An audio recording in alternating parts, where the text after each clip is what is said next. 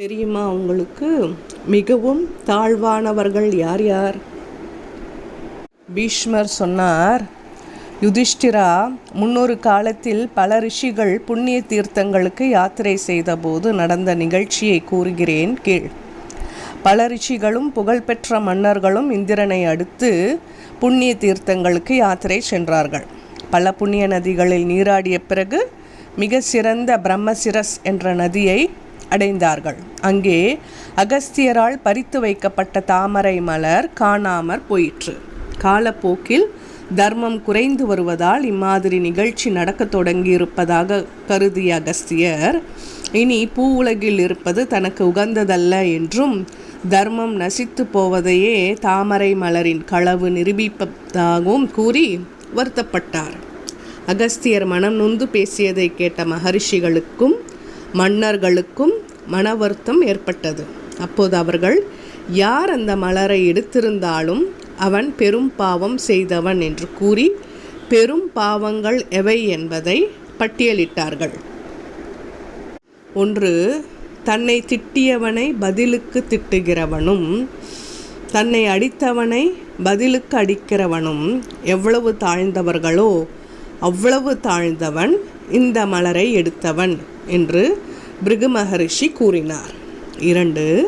நகரங்களில் திரிந்து பிச்சை எடுத்து வாழ்பவனுக்கு நிகரானவன் அம்மலரை எடுத்தவன் என்று வசிஷ்டர் சொன்னார். 3. தன்னிடம் பாதுகாப்பிற்காக பிறரால் கொடுத்து வைக்கப்பட்ட பொருளின் மீது ஆசை வைப்பவனுக்கு நிகரானவன் அம்மலரை எடுத்தவன் என்று கஷ்யப்பர் சொன்னார். 4.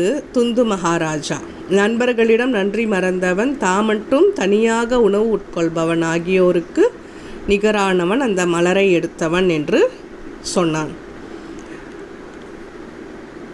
நாபாகன் என்னும் அரசன் சொன்னது, பணத்தை பெற்றுக்கொண்டு பெண்ணை கல்யாணம் செய்து கொடுப்பவனுக்கு நிகரானவன் மலரை எடுத்தவன் என்றார். பரத்வாஜர் என்ற ரிஷி, பொய் பேசுபவனும் கொலை செய்பவனும் அடைகின்ற பாவங்களை பெறுவான் அந்த மலரை எடுத்தவன் என்று சொன்னார். அநியாயமாக மனம் போன போக்கில் ஆட்சி நடத்தும் அரசன் பெறுகின்ற மோசமான கதியை பெறுவான் இந்த மலரை எடுத்தவன் என்று சொன்னார் அஷ்டகர் என்ற ரிஷி.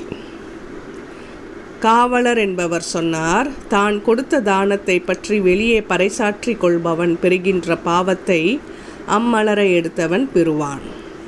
அருந்ததி கூறினாள், மாமியாரை அவமதித்தும் கணவனை வெறுத்தும் நடந்து கொண்டும் நல்ல ஆகாரங்களை தான் மட்டும் உண்டும் வாழ்கிற பெண் அடைகிற பாவத்தை அடைவான் அந்த மலரை எடுத்தவன்.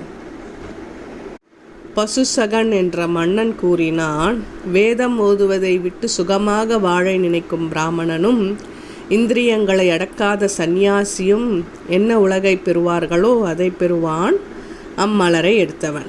இப்படி பெரும் பாவம் செய்தவர்களுக்கு நிகராக அம்மலரை எடுத்தவனே அங்கு கூடியிருந்த ரிஷிகளும் மன்னர்களும் வர்ணித்த போது இந்திரன் பேசினான்.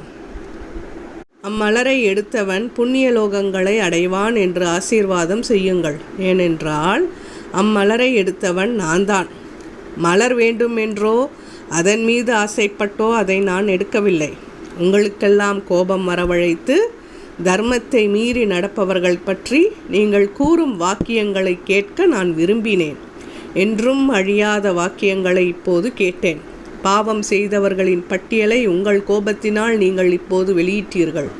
இது என்றும் அழியாத தர்மசாஸ்திரமாகட்டும் என்றான் இந்திரன்.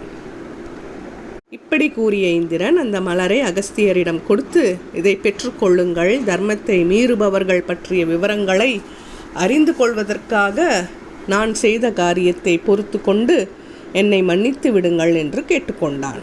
அகஸ்தியரும் மற்ற முனிவர்களும் மன்னர்களும் கோபம் நீங்கியவர்களானார்கள். யுதிஷ்டிரா, இந்த வரலாற்றை படிப்பவன் நல்ல பிள்ளைகளை பெறுவான், புகழ் பெறுவான். ரிஷிகளால் கூறப்பட்ட இந்த உபதேசம் கேட்கிறவனுக்கு நல்ல கதியை கொடுக்கும் என்றார் பீஷ்மர்.